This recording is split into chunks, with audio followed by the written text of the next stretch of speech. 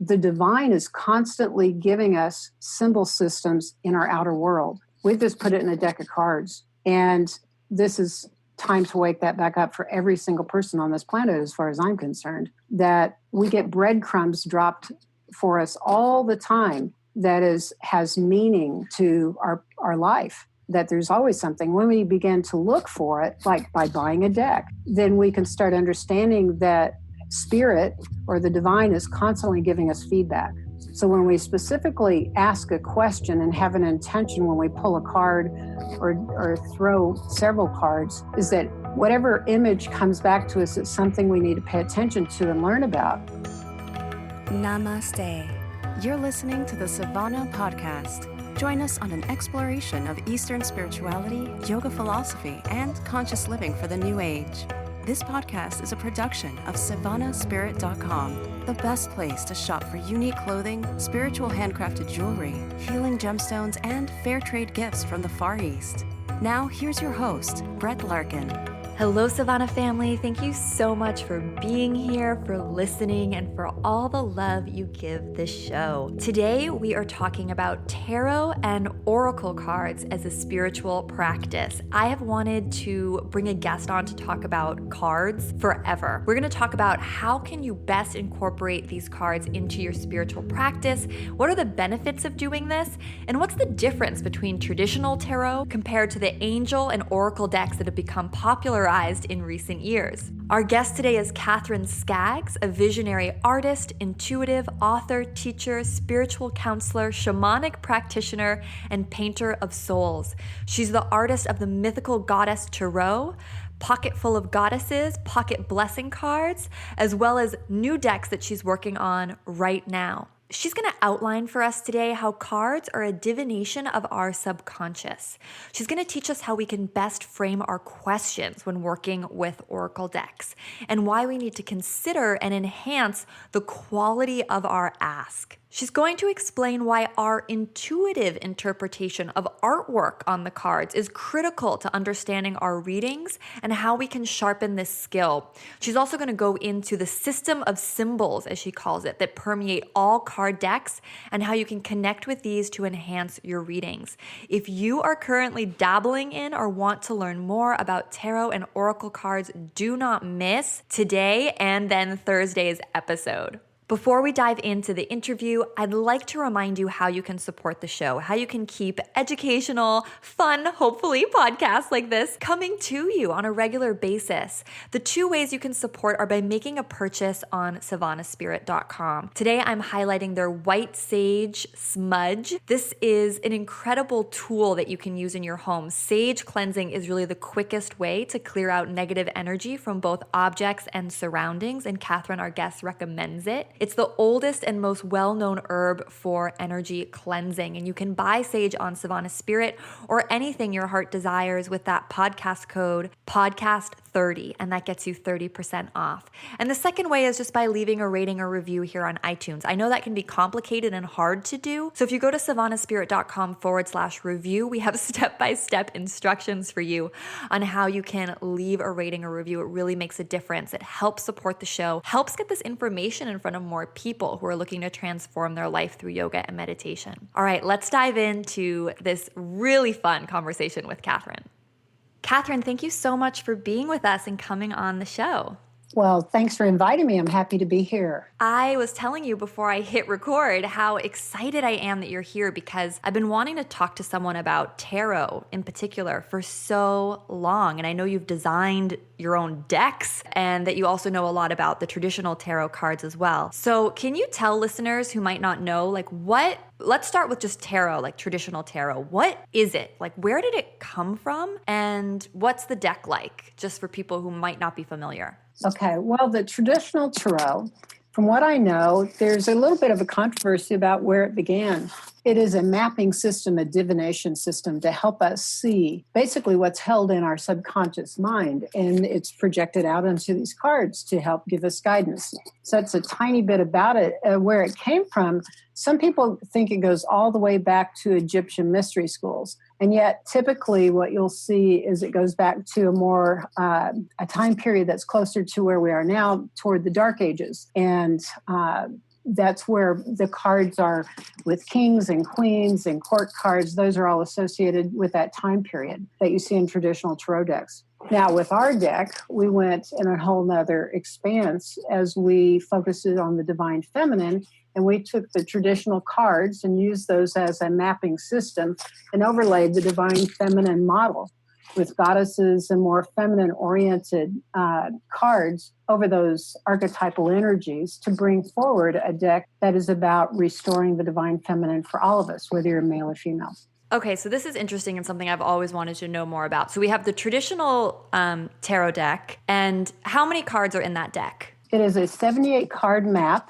I'm going to call it a map because it's very specific. There are 22 cards that are considered about the divine. They're called the major arcana. And so from 0, it starts with 0 and goes through 21. Each of those has a very specific archetype, such as 0 is the Fool card. And so that is all about new beginnings, possibility, innocence, and also protection. So when that card comes up and somebody looks at that archetype, it's time for them to return to a place of innocence and also to know that possibility is before them and hope. In our deck, we put Uzume in there, which is a Shinto goddess, and she's the goddess of laughter and mirth, but I can get into that more later. So that's 22 of the cards. Then you have 4 suits that are about the elements. Now, in the traditional tarot, we have coins and we have wands and we have earth. It's so funny. I'm so oriented to our deck now. I forget about all the 4 suits and what they're called because I primarily am used to our earth cards, our water, which is emotions, our fire, which has to do with spirit, and our wind card, which has to do with mind. And that's true of these suits in the traditional deck, except they have been disguised, so to speak, because the times they were developed to be a little more obscure in terms of what they were about. So these 4 suits are made up of 14 cards apiece. And each of these cards, again, will tell you about the human journey in these 4 suits, making up a total of 78 cards between the major arcana and the minor arcana. This is great about the suits because something I've been curious about is you said that you almost forgot or you weren't sure what the original suits were. Though traditionally, I think it's right, wands, cups, swords. Yes, swords. I was calling them staffs. They're swords. Right. And I've heard, and I'm really excited and hoping you can tell me more about this, you talked a little bit about how those relate to the elements. Can you talk about how those relate to the chakra system? I'm sure you're familiar with that as well, right? Oh, yeah. And okay, well, let me come off the top of my head with that because I never really think of the chakra system overlay, but everything can be overlaid in that as far as I'm concerned when you look at energy and connections and where each suit is speaking to. So the earth suit is the one that is about being grounded in your physical self. So it's going to be oriented towards the lower chakras. It's going to give you information about whether you're on track with moving through your physical world, grounded, in balance and harmony, or if you're being warned or given a warning that you're out of balance with your physical world. And in the traditional deck, that earth suit is which one? Oh, it's so funny. Let's see, coins. Coins, I know, I never work with the traditional deck now. Now, if my dear friend Sage Holloway were with me, she could be helpful because she's the one who visioned this deck. She actually is the author, and I'm the producer and the artist and the publisher. And Sage passed over in 2015, so I asked for her help here. I have my deck right here, so I'm going to look. Yeah, she taught me coins has to do with abundance. It has to do with what you bring into the physical. I think it's pentacles in the traditional deck. Yeah, pentacles or coins. I call them coins as pentacles. Okay. Got it. So that earth suit is pentacles in the traditional deck. And you said you also call them coins. So that's going to have to do with the lower chakras. Yeah, it has to do, and every one of these, if you go back to a traditional deck, whether it be Rider-Waite or it be the Toth deck, which is one that probably have looked at a little bit more because of my friend Sage, you'll find that there are astrological overlays and there are indications as to what element are about them. And if people haven't gotten very deep into the tarot, they may not have any idea that there's astrological archetypal information in there, as well as elemental information. So it's really good to understand in a traditional deck that each of these suits does have to do with either the mental part, which is air, which is how things are coming in, your thinking, your thoughts, your belief systems. Whereas you have pentacles, which is the physical world, it is everything that's going on, whether it's harmonious or not harmonious in your life and what you're already manifesting and bringing forth. Does that make sense? It does. And I think the fact that there are all these overlays is so fascinating, but I think it's also something where people get intimidated. So we've talked a little bit about the traditional deck, and you call it tarot. Have I been saying it wrong? No, tarot, those are probably both very correct. Tarot would not be, as far as I'm concerned. Okay, perfect. And then you mentioned the Rider-Waite deck. And can you tell listeners what that is? Because I've heard about it a lot. It's the original deck, but it's like, what does that really mean? And was Rider-Waite a person? I would love for you to demystify a lot of these terms that I've heard before. Rider-Waite is it was published in 1910, and it is, I believe, the authors, the people who created that deck is the Rider and the Waite. I honestly have not worked with that deck a lot. I just know it has sold a ton. Actually, the illustrator was a woman named Pamela Coleman Smith, and I believe the mystic who helped bring the symbology and the basics that she illustrated, the gentleman's name is Waite, and it's published by the Rider Company. So I am giving you a little bit more information. I am cheating. I'm looking that up. I've just known that deck has been published by U.S. Games and has been one of the biggest selling decks over the years. It's not my favorite deck by any means. I mean, actually, I'm a little oriented towards the deck that I've helped contribute to the world, but it is one foundational deck that's been around for a good long time. Thanks. That's really helpful to sort of put this all in context. So I think a question that I have is that we have the traditional tarot, or tarot, however we want to say it.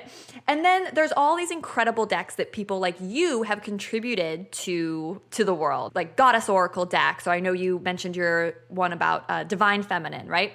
And so I think what you mentioned earlier about these decks being a divination system for the subconscious is really interesting. And I'd love you to talk more about that. And how do these decks interplay with one another? Or where might someone who's interested in reading cards, and we'll talk more about why someone might be, but like, how do they know where to get started? So that's a bunch of questions in one, but I'm going to let you pick where to jump off. Well, let me distinguish a couple of things as I begin and try and answer that. So today we have tons of decks out in the world. There are tarot decks, or tarot, however you want to say it. I've got an Oklahoma accent still in there, so that may be part of it. And then you have oracle decks that are not necessarily a mapping system specific to the 78 card set of that are lined up in a very particular way. So tarot cards used to intimidate the heck out of me. I owned a metaphysical store back in the 90s. I sold a ton of them. I sold a ton of oracle decks, but I played with oracle decks until about 2006, when I started to create the Mythical Goddess Tarot with Sage Holloway. She was the expert at the tarot at the time. She'd been reading since she was 14, I believe. The tarot used to intimidate me because I didn't know anything about the mapping system. And so when I began painting the 78 images for the Mythical Goddess Tarot, I began to sink down into the meaning of every single archetype, and it changed my relationship to everything. I have a background in mystery school teachings and knowing how to develop intuition and psychic abilities. I started in that in my late 20s. And so I've taught that. So it made sense as I began going into this, what a beautiful, deep mystical system this is that you can get to know.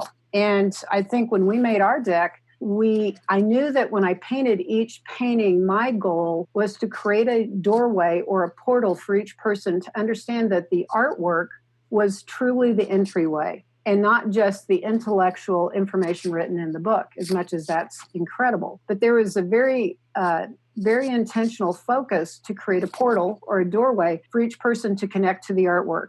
Because I looked at old tarot decks and they just seemed like they didn't make any sense. They were other timely, like 1900s or back into another age that I didn't have a real connection to. And so the imagery that I connected with was to anchor in the archetype and its meaning into something that even for a beginner, they could connect to the energy of the painting and symbology or metaphor of it. So I'm going to connect that now to how we open up to our intuition and our psychic abilities. And it has a lot to do. The subconscious is a picture language for the most part. And once upon a time, we used to connect and shoot pictures to each other much more easily before we just developed the left side of our brain, which is this reasoning model and words and everything written down.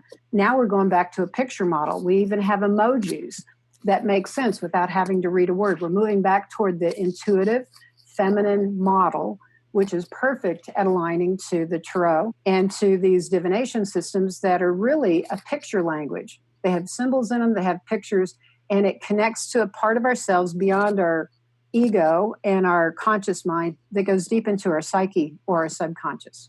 I love what you're saying. This is so interesting because I think the pictures are one of the things that intimidate people when they're trying to work with cards because they're like, I don't know what this picture means. Right. And some of the decks are really wild. And they're like, I remember seeing some decks that I used to sell. I'm like, I have no freaking idea what that means. And now, even if I go look at some of those decks, I still don't know what they means and I've got tons of training and years of study in symbology and direct experience of bringing it in. And I don't know how anybody would work with those without purely intellectual remembering. Sage and I were very clear that for us to really start to understand how to restore the feminine, we had to create something that was connected to a simplicity, even if it's filled with symbols, that it wasn't intimidating, that it was much more open to interpretation and feeling, to trust our feelings as much, and then go grab the information that's the intellect. But part of the waking up of the feminine is a restoration of our intuition and getting back to where we can trust our feelings as much as we do the information we throw in our heads.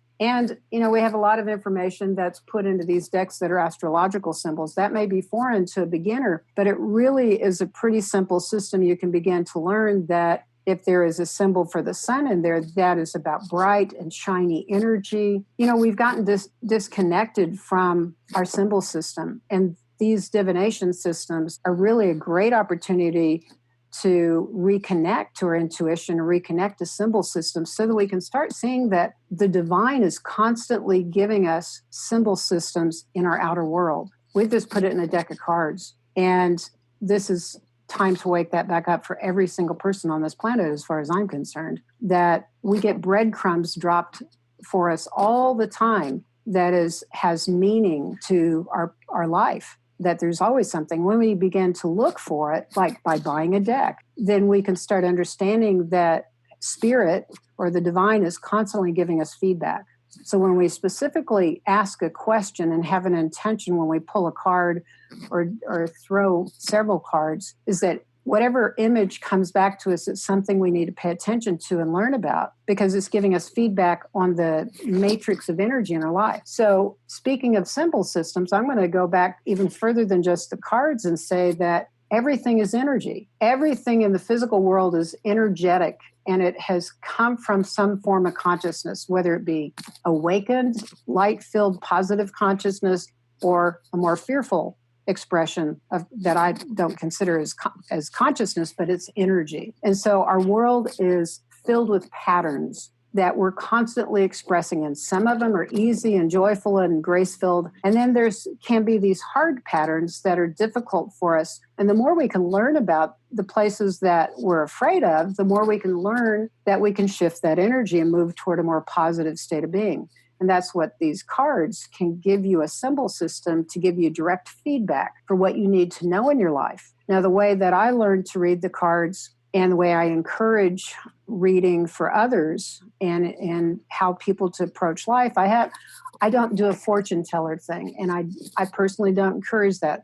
I encourage an empowerment model where we are empowered by the information we take in to make another choice, to move toward more light or to move away toward patterns that aren't working for us. Instead of, oh, let's see, I'm going to tell your future. I'm like, you know what? Things are moving very quickly in this world now. And I think the veil is very thin between the invisible realm and our experience here in the physical. And that you can choose to change your reality pretty easily, well, consciously these days, and then with appropriate energy toward what you desire to create. The cards are a great feedback system for that, for being empowered instead of fortune telling. I think that's so interesting what you're saying.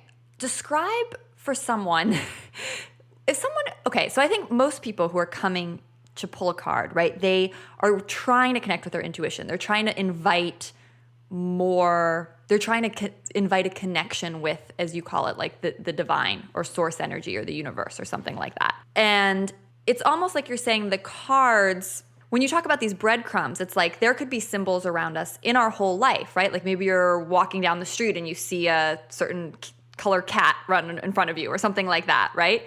But I think what you're saying is that by working with the cards, it's like we can more directly ask questions and sort of get feedback from the universe in a sense about where we need guidance. I mean, it's, sometimes I'd look at the cards when I was working with Sage and I was always like, well, am I going to be in a relationship? And that's kind of a weird question because we hope so, but we fear we're not, right? So it's always in the quality of the asking also. So learning to ask good questions is a really excellent thing to do when you're starting to do divination. And believe me, I'm always learning and refining even today. So instead of asking, will I be in a relationship? Because that's fortune telling it in kind of question. I would possibly move toward asking, what would it be like? What do I need to create in myself and in the world around me for me to attract someone that I'm going to just love being with and that's going to be beneficial for me? Now, that's a different question. Do you feel the difference in the energy of that? I really do. And this is really helpful.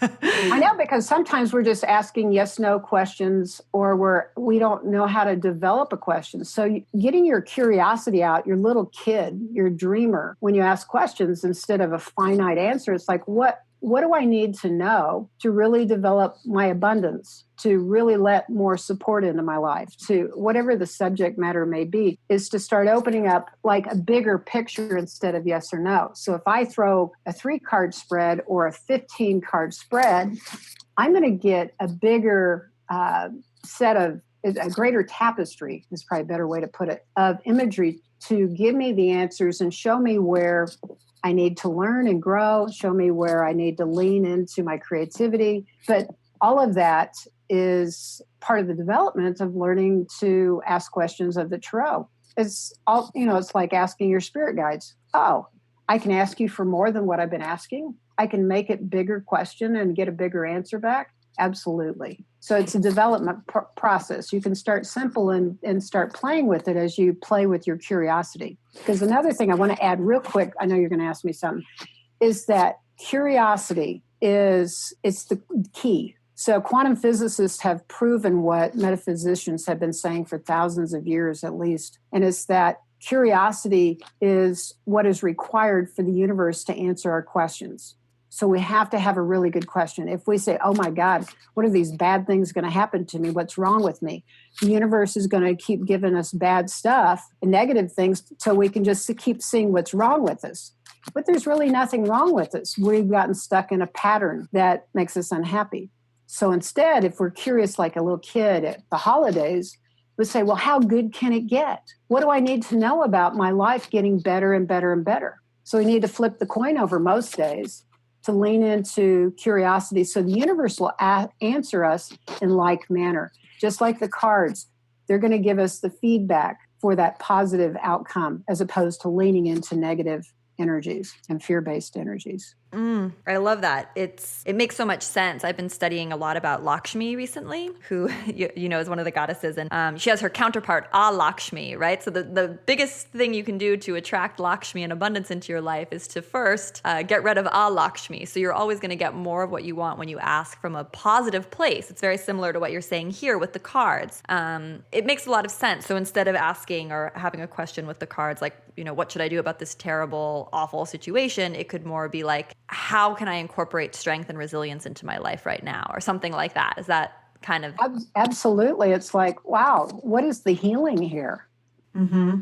You know, what's the positive focus that I need to lean into? And you mentioned this word spirit guides, and I think it comes back to the question I was kind of trying to tap into earlier, between the difference between the traditional tarot and the oracle decks that are very popular and people love. How are those two different, and how does a spirit guide? I mean, I think people have so many questions about this. It's like, you know, if you pick one card, is that your spirit guide? Oh, for right? The oracle decks, yeah. Yeah, like tell us all about that. Oh, that's such a good question. You know, so the tarot we've established has a very specific foundation of 78 cards with very specific purposes. Then you have these oracle decks that are often Native American, or they're angel decks, or they're ascended master decks, and they all have specific themes and entities that are in their deck. So like Archangel Michael, I get Archangel Michael today, and he's there and giving me a very specific message of protection, or he's watching over, whatever it happens to be by that particular author. You can call any and all of these divine beings to help you. Now, my understanding and experience thus far, and I'm always open to bigger picture look of things, is that all of us are born with 5 or 6 or 7, typically around 5, I find, personal spirit guides or helpers. And they will come in all sorts of forms to get your attention. They've always been with you since you came into this world. And oftentimes you've spent other lifetimes with them in the physical. Sometimes they're purely angelic, have never been incarnated into this dimension.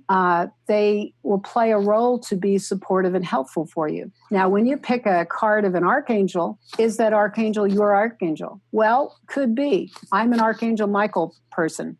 Archangel Michael's been with me my whole life. That was revealed to me when I began doing some visionary artwork, and I realized I have an archetypal energy personally that is very warrior-like and very Archangel Michaelite. So I consider myself a Michaelite, if I were to give myself kind of a label. So I know that I have this close energetic relationship and association with the energy of Archangel Michael. Now, I know people who consider themselves Raphaelites. They have a deep connection to Archangel Raphael. So if somebody is wondering what the heck their spirit guide or angel is, I would just begin asking if you have a deep or close attraction to any of these beings, you can start communicating with them just like we're talking. Hey, are you one of my guides? And it's, again, learning to trust that feeling, that impulse. Sometimes you hear the answer in your head, or you may learn to communicate through journaling. That's how I started to realize I was getting answers that were not just coming from my head. I would hear a communication back to me that often started out as Dear One. It was directly spoken to me and not as if it was coming from Katherine writing it. So we also have many times, if people are attracted to a more shamanic path,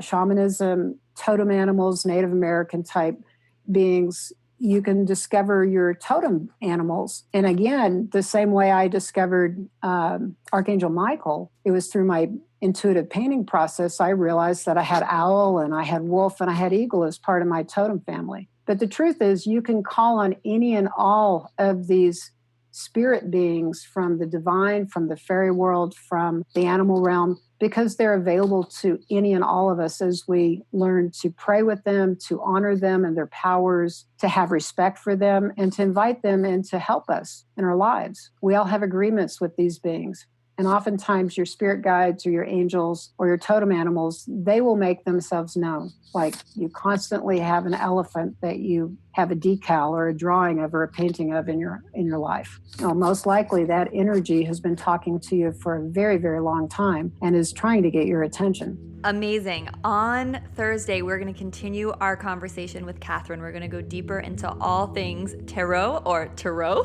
depending on how you want to say it. We're going to learn more about the oracle decks that she's designed. I cannot wait to continue the conversation. I hope you'll join us on Thursday. Make sure to leave a rating or review here on iTunes if that isn't something you've done yet. It really makes a difference. It helps make this show possible. It helps get the show in front of more people looking to transform their life through yoga and meditation. So take a moment to do that today if you haven't. I'm wishing you a beautiful day full of yoga and maybe pulling a card as well. So much love from my heart to yours. Namaste.